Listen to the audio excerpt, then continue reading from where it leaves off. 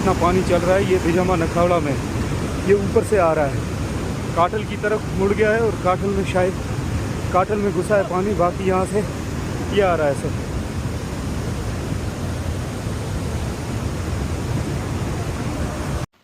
आदाब, ये सभी पैसेंजर से सलाह की जाती है कि जम्मू की तरफ जाने की कोशिश ना करें, क्योंकि इतला मिली है कि धनसल एरिया में भी स्लाइडिंग हुई है, रगी नाला में स्लाइडिंग हुई है, काफ़ी पत्थर वगैरह चल रहे हैं, आगे जाना खतरा है।